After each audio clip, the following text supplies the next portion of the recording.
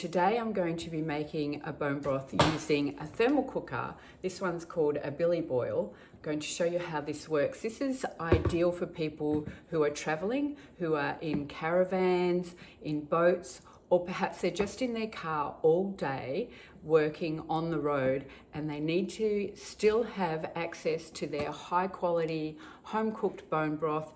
This is going to be a short cook. This is especially for people with a high amine picture. I'm going to go into more detail about that as I show you how to make a bone broth using a thermal cooker.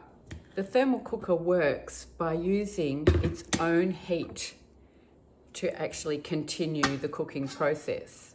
So inside here, we've got a little pot that will go on the cooktop, but after it comes to the boil, we'll be putting it into here. It's like a big thermos with the lid on, and it gets sealed inside there, and it cooks away.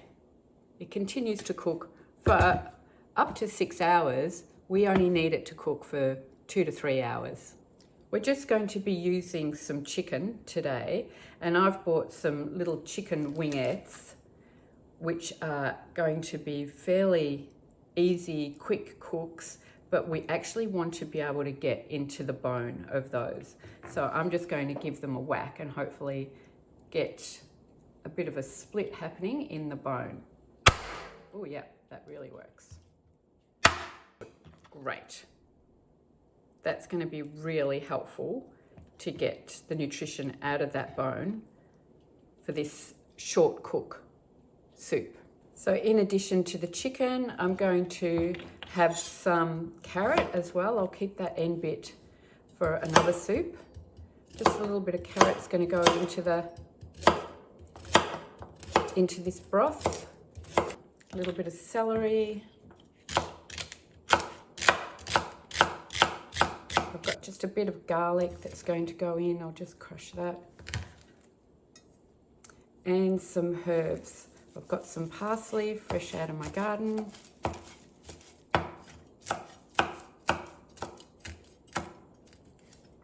Some sage and some thyme. Just chop that roughly. Okay, we're ready to get things happening over at the cooker. So I'm just taking the little pot out of the billy boil, because this is the part that we need to cook with first. Just set that one aside. Get the cooker going.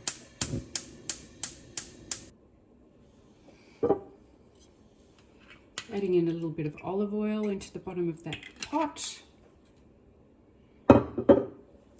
Let that heat up and I'll start adding in some of the herbs and spices. I'm putting in the garlic first.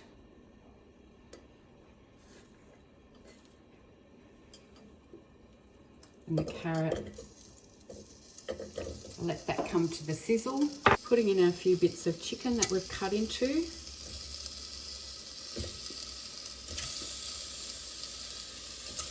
5 bits in there.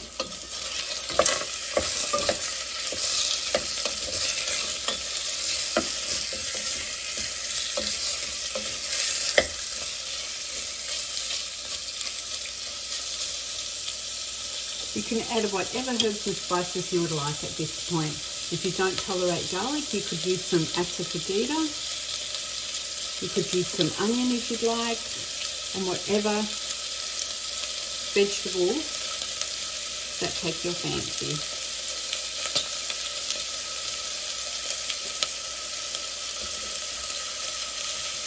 Just adding in the rest of the things that I've prepared. The herbs, the carrot, the celery.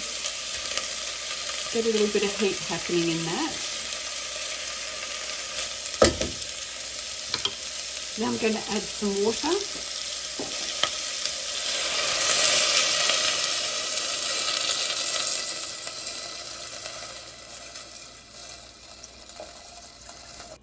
Need that water to come to the boil. I'm adding in a dash of apple cider vinegar.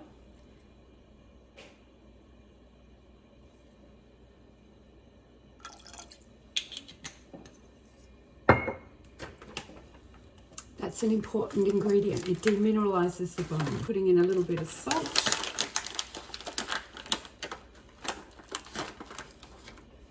Just a really small handful. Some pepper.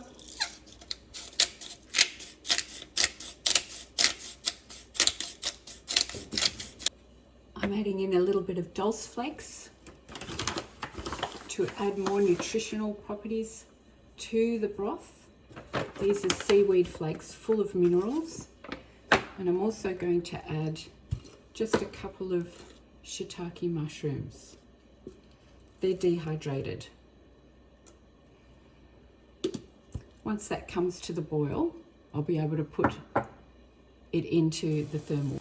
As you can see, that is really bubbling now, and that is enough. It took maybe about 3 minutes. We can turn that off and put it to cook the rest of the time in the thermal cooker. Lid goes on.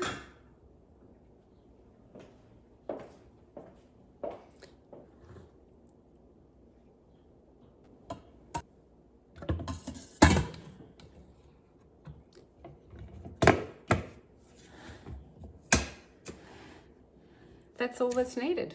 So now we can put this in the boot of our car. We can leave it in the caravan, on a table, on a desk. It will cook for the next couple of hours. And in 2 hours, we'll have a little look-see. Okay, my billy boil's been going. It's just been sitting there for 3 hours. I checked it at the 2-hour mark and thought it could definitely have a little bit longer. If I was out working and it was in the car, I'd be opening the boot and coming and having a check of it. And I'd make sure that I'd packed my ladle and my bowl. And we're just going to open that up and have a look.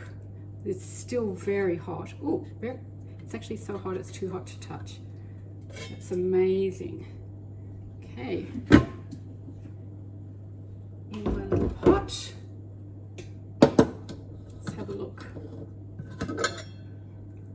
Steaming hot goodness of bone broth soup.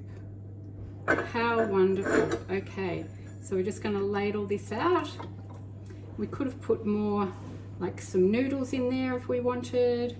More carrot. That carrot is completely cooked. That celery is completely cooked. The chicken is completely cooked.